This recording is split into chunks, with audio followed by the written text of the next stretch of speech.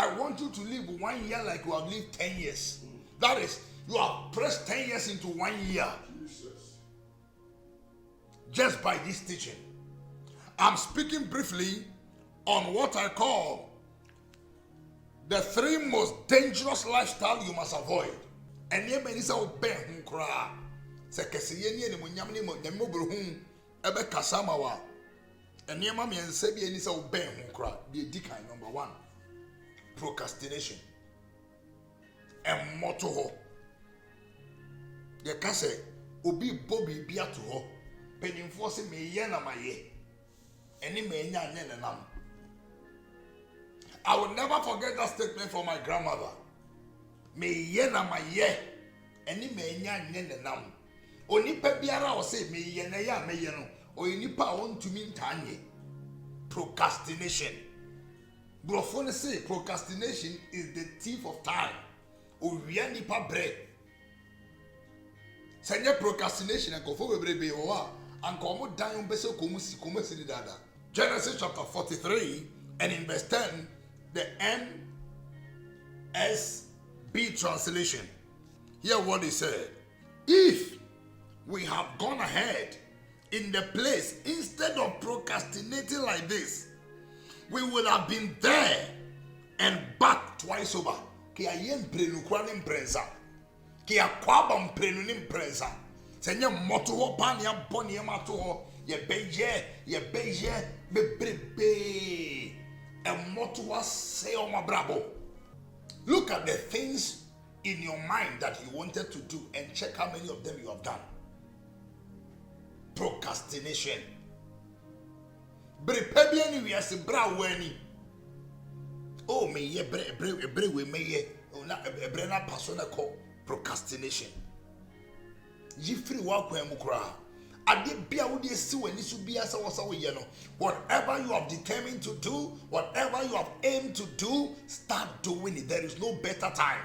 I like the people of God to rise with this understanding today that anybody that has a future, that will ever get a future, anybody that will ever find a future, avoid procrastination. I've seen people in my little life that they are chronic procrastinators. They always dream in their mind, never actualize it in their life. They dream in their mind, never actualize it in their life. And motosa. There are people, they have procrastinated their marriage, they have procrastinated their schooling. Oh, me go school, I feel me call, I'll go to my master, so I'll do my 2nd degree. And motosa. A lot of things that people keep on procrastinating. It's one of the dangers of life that nobody live by it and have anything done tomorrow is procrastination. Me ye na ma ye. A motto ho. Any man is a thief of time. Proverbs chapter 31 verse 2, the NSB translation. Get down on my level and listen, please. No procrastination. No procrastination. Any life, any destiny that has a future, any life, any destiny that has somewhere going, no procrastination. The 3 most dangerous lifestyle you need to avoid. Number 1, the life of procrastination. Number 2 is the life of complacency. Number 2, complacency. Tirimu de onipe bia obo form wa brabom, onipe bia yami peja no ba form no. Tirimu de ne ba form. From the Bible, from scriptures. Onipe bia o hwiase tirimu de ne hwiase. Tirimu de complacency. Complacency. Oh, when Bible said when all kings went to war, David was also a king. David decided, I've arrived. Ohina, killing Goliath and through war made you great. Now when he got to greatness, he forgot about war. The people said, you are so great. You are more than 10,000 of us. Stay home. Complacency. The men of God who were having name, greatness all over, they became complacent. Now sorry, a dom dinechi, obia jini di complacency. By the time he realized everything was gone.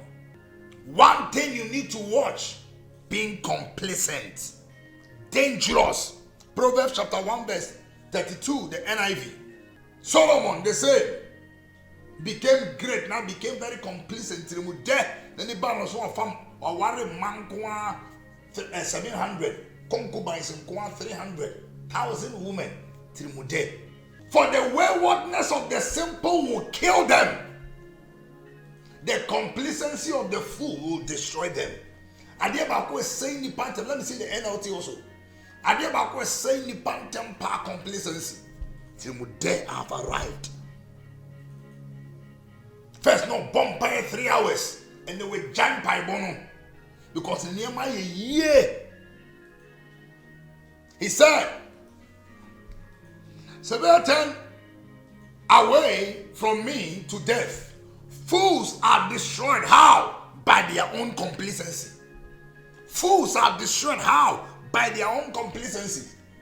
First, you call Chiako Bompaye. Da sorry demo. Na watchi. No da sorry demo. Tiamu Ferra de and was ready by ha. I feel nama. The phone they crown. You will nipo crown the phone says of you do crown the Bible mano. On one sorry crafting, I couldn't make preaching. I just will be telling the Bible in the book or two. Puppet, this one son of preaching. Now he has arrived, everybody is calling him daddy. He has become complacent. There are people that prayed for marriage, really prayed. Now by the grace of God, they have their marriage already. And they are now complacent.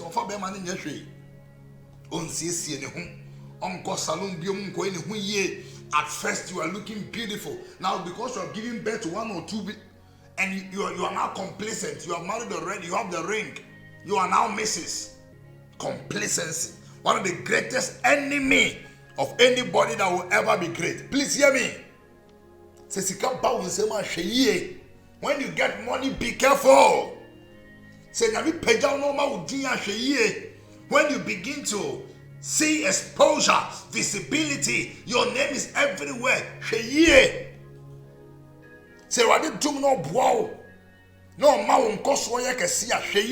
Complacency, be careful. Be careful. Be careful. Complacency.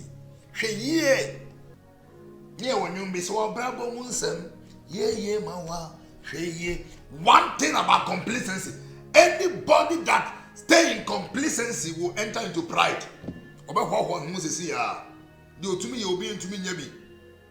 That was the problem of Vashti. Complacency. She saw herself beautiful. She saw herself the queen. She saw that there was no competitor who is beautiful like me, Vashti. Then the ban was not like that. Esther. Complacency. Number 3, wastage. Oh my God. Wastage. The 3 most dangerous. There are people, they are born wasters. They live wasters. No budget on anything. I've told you there is no cure for waste. Budget is the answer for waste. If you must avoid waste, you must live a budgeted life. Don't buy as you go, buy as you plan. Budget your fuel if you must avoid waste. Budget your credit on your phone if you must avoid waste. I'm not just talking about waste of resource, I'm talking about waste of time. There are people, they flip through the phone. 2 hours is gone. Waste of time. Waste of opportunities. Waste of quality, strategic relationship. There are people, they waste relationship. People that God brought their way, that by the involvement of that people, their tomorrow is bright. They waste it. Wastage. Sometimes when I sit down and I see certain people, when we were young, 98, 95, around 2000s, when I see certain people, footballers that had money, that had name, and I see some of them today, I said, what happened? I see musicians, certain footballers those days, their cars, and you see, when you're massing, better people are always behind you. Never forget what I'm saying. Better people are always behind you.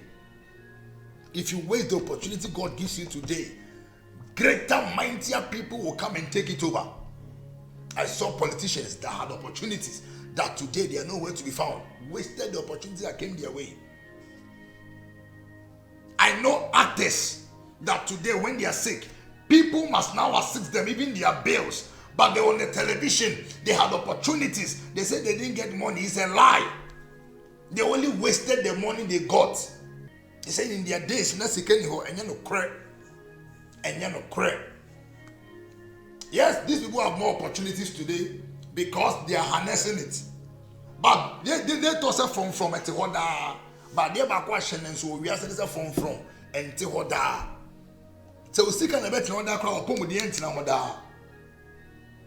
Said they would hear 20 years ago, you say now 20 years ahead, yes, I know bet. So sit down and add 20 years to your life and ask yourself 20 years from now, Apostle, where will you be? I beg you, God's people. Jesus said, gather the fragments. Don't let any of them go waste.